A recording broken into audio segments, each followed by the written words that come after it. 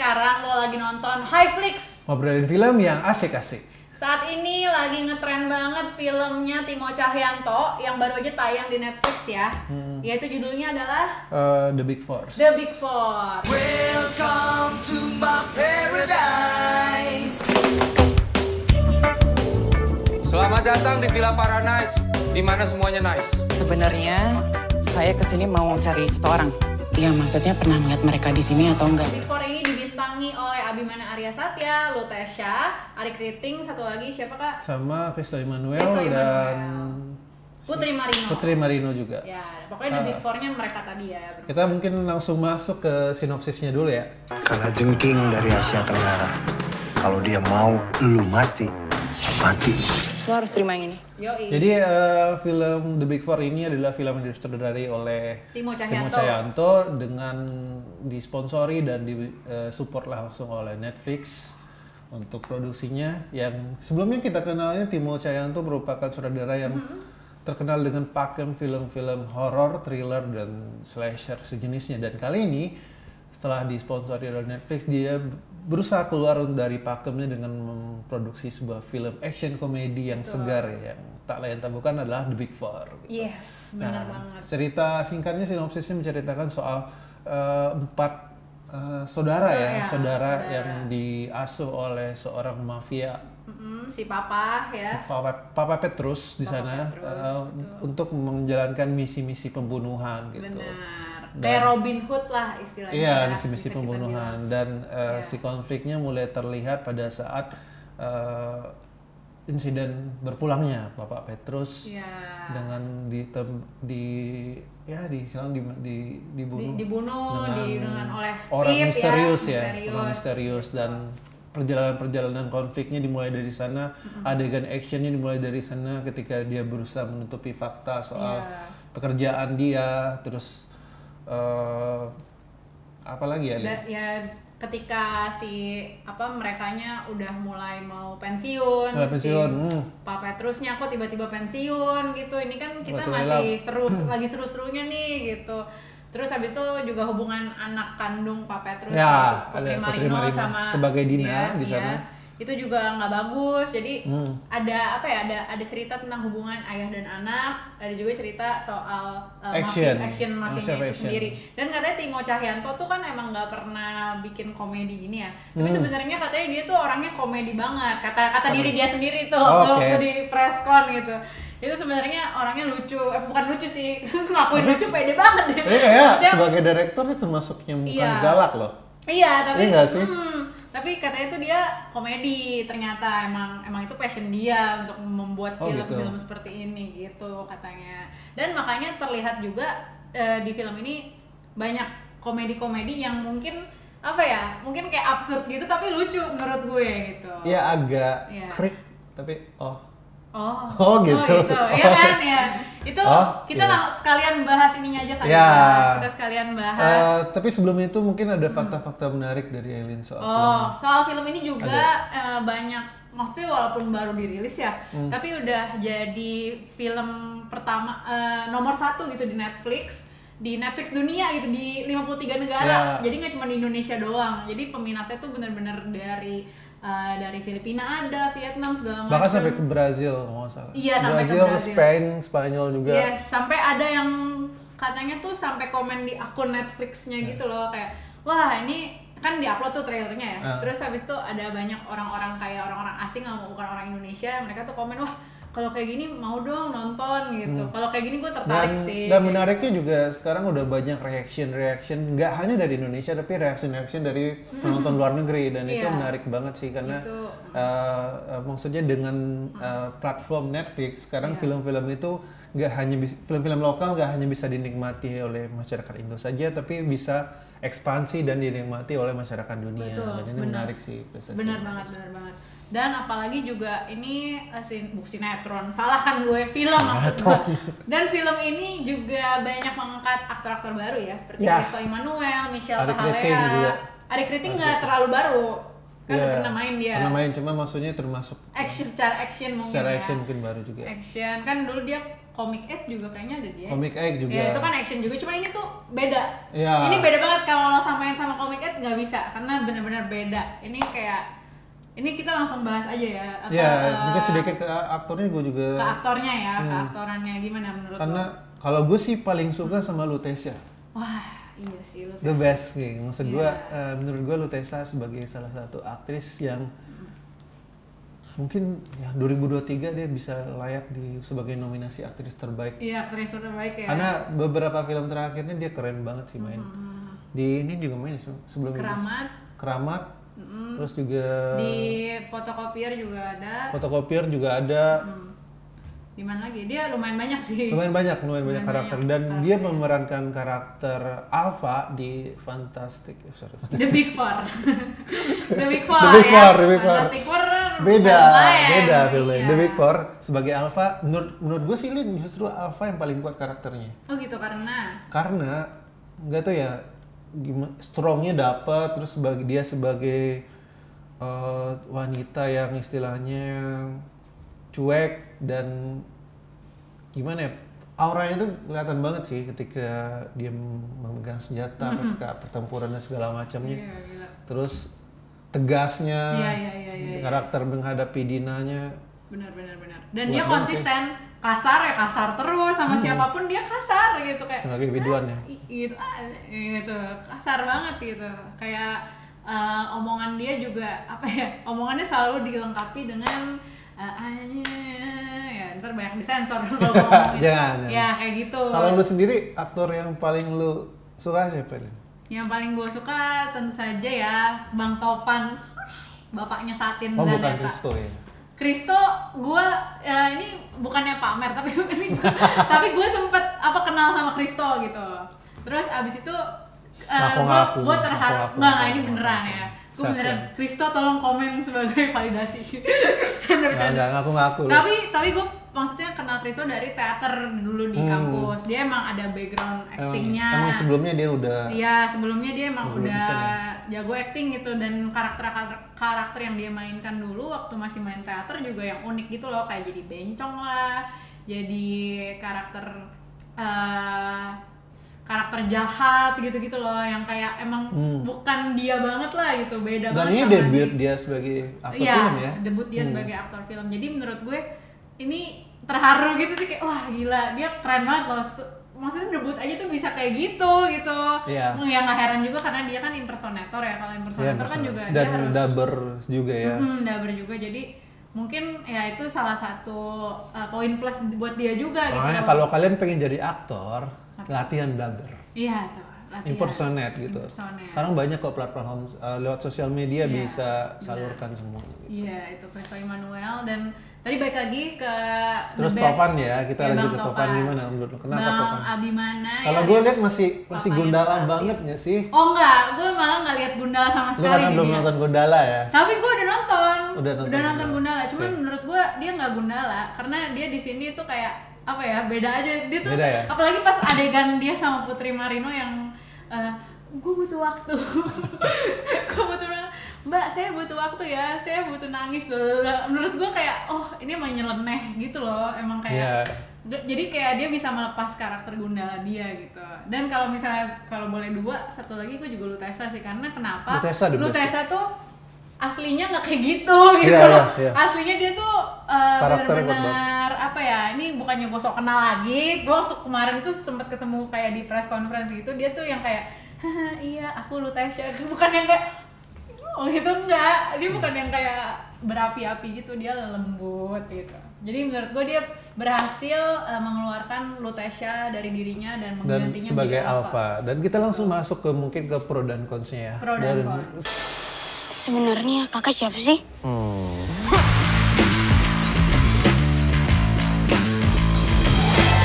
Ngapain jalan lama-lama begitu? Film ini sih kalau menurut gue dari pro-nya sendiri banyak banget sih. Pertama dari segi yang gue salut, apresiasi banget gitu soal visual efeknya, jelas gitu. Untuk film Indonesia dengan visual efek seperti itu, nih 2, 3, 4 jempol deh gitu. Keren. Keren banget sih maksud gue. Mungkin ya karena ini digawangi langsung oleh Netflix, mungkin untuk ngejagain production value-nya gitu. Iya pasti. Iya, yang gue lihat production value sangat-sangat bagus dengan nge-setting juga sebuah pulau seolah-olah itu pulau bersih yang sebenarnya itu di Bali ya. Iya, di Bali dan ada beberapa spot di Indonesia Timur katanya di sana. Itu keren banget sampai ngebangun kayak villanya, terus kayak maps-nya itu emang niat banget. Terus juga dari setup adegan action peperangannya juga benar-benar di proper sedemikian rupa. Terus ada adegan yang gue suka tuh adegan yang Latin itu banget. Iya. Anjir, yang si apa? Kalajengking apa sih? Kalajengking Asia Tenggara. Kalajengking Asia Tenggara diiringi dengan musik-musik Spanyol. Itu mungkin bisa ikut Piala AFF tuh ya. Iya. Anjir, gue keinget film-filmnya Quentin Tarantino seperti itu kan gitu. Benar-benar. Pertama itu Martinolio di sana itu berperan sebagai Kalajengking alias si Antonio. Alias Sura. Iya. Jangan lihat aja alias siapa lagi. Iya, itu keren gitu. Terus production value-nya, yang kedua komedi segar sih, maksud gue action komedi segar ini segar. Komedi segar itu udah mulai jarang ya, maksud gue kayak even kayak film-film action sebelumnya kayak The Raid, terus kayak apa lagi ya? The Raid. Itu tapi nggak komedi juga nggak kan? Komedi, maksud gue yang komedi baru ini. Oh iya. Ya maksud gue termasuk yang inovasi action komedi yang segar ya. Ini mungkin terakhir sih seperti Dendam ada unsur komedinya sih. Dikit seperti Dendam. Paling yang benar-benar fresh ya dua ini. Kalau seperti Dendam mah filmnya romance sih. Romance. Cuma kan itu sebenarnya lebih ke set jadulnya yang diinin gitu. Dia juara di setnya dan juara di riset karakternya juga. Karakternya dan kalau untuk si apa? The Big Four action komedi segarnya dapat banget sih. Action komedi yang dengan ada jokes. Entah itu ketika si Topan ngebuka pintu nggak jadi sampai 3 kali. Itu kan kayak ciri khas jokes komedi sebenarnya komedi 80-an gitu loh. Lo kalau kayak nonton film Chinese komedi action gitu ada adegan jokes seperti itu kan. Lo kayak ingat kayak film Jackie Chan zaman dulu. Bener ya kayak film Jackie Chan yang dalam actionnya diselipin komedi. Ketika adegan pertarungan si Dina lagi di atas terus menahan, bentar dulu mbak, Mbak.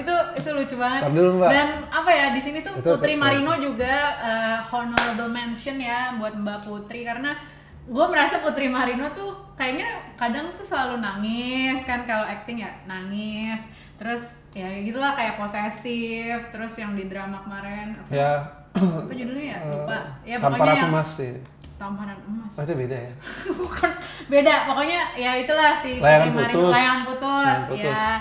Ini tuh beda banget. Putri tuh menurut gue di sini kayaknya step out from her comfort zone ya. Putri dan Lutesha kan? Ya, Putri dan Lutesha gitu. Dan ini juga jadi fresh juga jadi salah satu kelebihan juga menurut gue.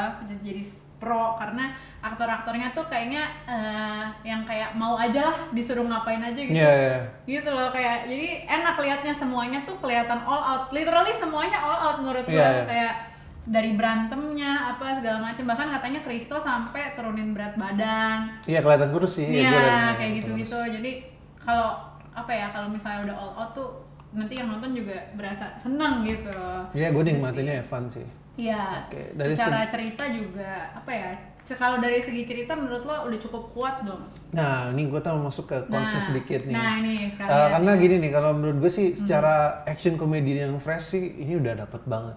Cuma gue agak sayangin kalau gue masuk di konsnya pembangunan karakter 4 The Big Four ini di awal nggak begitu kuat gitu. Karena ini kita nggak begitu disuguhin latar belakang si Topan itu seperti apa, terus kayak penguatnya kenapa dia bisa join ke grupnya Petrus itu kenapa itu nggak dijelaskan dan ada beberapa poin part dari story-nya menurut gue yang harusnya bisa lebih diasah lagi kayak misalnya pada saat di akhir juga tujuan akhir si Kalajengking ini ngebunuh Petrus juga apa gitu nggak terlalu dijelaskan sih mungkin part-part miss beberapa part yang miss sebenarnya tapi tipis cuma menurut gua agak ngaruh ke kedalaman si kita terhadap si karakter itu gitu loh terus juga menurut gua si ininya juga si empatnya ini tapi positifnya si 4 karakter ini terlihat si chemistry-nya ada banget sih chemistry-nya ada. Cuma ya itu tadi si mungkin plot holes ya yang bolong cerita. Iya, plot holes tipis-tipis aja sih, plot holes yang bolong-bolong terus kayak. Tapi mungkin karena ini kalau ini film, menurut gua juga ngaruh juga sih karena ketika kita ngebandingin kayak Money Heist juga kan untuk menceritain satu karakter sulit juga ya, bisa di satu episode dibikin flashback dan segala macam gitu. Jadi gua nggak tahu nih kelanjutannya nih apakah ada lagi ya Timo apakah ini bakal jadi series atau bagaimana. Tapi kalau menurut gue sih kalau misalnya lo pengen bikin sequel atau bikin sequel mending series aja sih series aja sekalian gitu, ya sekalian gitu. Ya. Jadi kayak pengembangan si karakternya itu nggak bolong-bolong, semuanya dapat porsinya masing-masing. Semua dapat porsi masing-masing. Iya. Si Putri Dina juga masih terlalu kurang terus. Ya itulah karena film jadinya benar-benar nggak bisa dikasih tahu latar belakangnya, dan mungkin kalau ada sequelnya pun baru udah tuh dikupas tuntas satu-satu gitu. Cuman ya kalau dari gue sama sih mirip-mirip cons-nya kayak aduh ini kayaknya agak bolong nih ceritanya yang kayak lu juga. Cuman sebenarnya nggak ganggu cerita. Iya nggak ganggu sih sebenarnya. Bagus, cerita masih bagus. Tetap kita bisa nikmatin gitu. Enjoy banget. Ya cuman jadi ya penasaran aja gitu kan. Apalagi durasinya juga udah 2 jam kan, udah lumayan lama juga buat sebuah film gitu. Terus mungkin gue mau tambahin pro-nya lagi. Ini kan kayak dia ngebahas apa ya, petinggi yang sebenarnya apa ya, petinggi versus yang orang-orang awam juga gitu loh. Ya kan kayak ada human trafficking lah diangkat di situ. Terus kedoknya kayak panti asuhan padahal mau dijual organnya. Politik dan mafia juga dibahas. Diangkat gitu. Ya mungkin bisa jadi tamparan dan sindiran kayak masih adakah yang kayak gini gitu. Dari segi sosialnya ya kalau gue itu sih. Tapi overall sih menurut gue si cons itu nggak ngeganggu. Gue nikmatin enjoy banget sih. Nggak mengganggu dalam tontonan, nggak mengganggu sama sekali. Itu cuma kayak sayang aja gitu. Betul. Gitu. Tapi yang paling gue suka adalah komedinya segar, gue banget itu. actionnya bagus, production value-nya bagus. Oke. Rating berarti. Sekarang kita masuk kesimpulan dan skor. Iya. 1, 2, 3, Kalau kita masuk, mimpi Bapak hancur semua, berantakan. Kesimpulan apa sih yang lu tangkap dari film ini, Lin? Ya, The Big Four. Bikin geng 4 orang yang cukup ya. Yang gua tangkap dari ini solidaritas. Solidaritas sih, kayak wah ini bener-bener dia nggak mau ninggalin loh. Apa kayak misalnya si Pelor kan mungkin kita lihatnya kayak ini cuma umpan doang nih, nggak guna. Kalau mereka tuh bener-bener itu tangkap Pelor dulu, kita harus jemput Pelor dulu. Bener-bener erat banget gitu loh. Mungkin karena mereka juga dididiknya sama si Om Petrusnya kayak dari awal, ya udah lo semua tuh saudara, lo harus ada buat satu sama lain gitu. Dan menurut gue nih bisa lo terapkan gitu ya sama saudara-saudara lo di rumah gitu loh. Kayak kekompakan ini. Ya. Apalagi kalau lo gue lagi mikir sih. Paling ini sih mungkin kayak solidaritas, betul, gue setuju sama lo. Terus juga ya mau bagaimanapun sosok ayah, meskipun ayah dengan ikatan darah, ikatan yang nggak darah juga. Sebenarnya sosok ayah itu yang paling berkesan itu adalah apa yang ditinggalkannya, bagaimana cara mendidiknya gitu. Meskipun pada akhirnya mereka nggak satu saudara, tapi mereka punya bondnya masing-masing yang mengikatkan, kita punya ayah yang sama. Betul. Dan itu yang mengikatkan pada akhirnya Dina dan tim ikut join, si Dina juga join pada The Big Four. Itu sih. Oke, kita langsung masuk saja ke skor. Kita masuk skor. Siapa dulu? Lu. Oke, dari gua berapa? 8/10. 8/10. Berarti masih oke banget lah. Masih oke. 8/10 mah oke banget. Tapi kalau misalnya kayak plot house-nya yang tadi nggak ada, tipis, terus kayak si build karakternya lebih oke, gue bisa kasih 9 gitu. Ya, gue 9/10. Karena menurut gue, gue kayak ini mungkin karena faktor gue terharu juga kali ya. Kayak lihat Christo Emmanuel, gitu.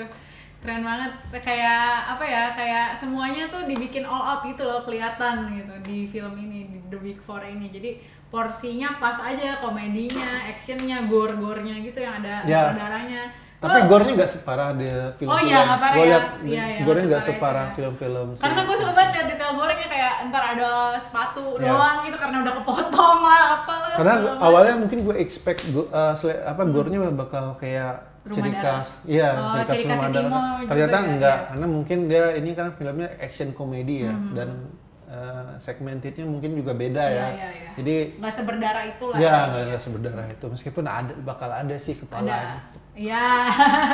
Ya nanti nonton sendiri lah kalau lo mau tahu. Iya. Oke deh. Pokoknya film ini rekomendasi banget buat teman-teman menghabiskan waktu luang, bisa ditonton di Netflix. Bisa nonton Netflix sih ya benar-benar.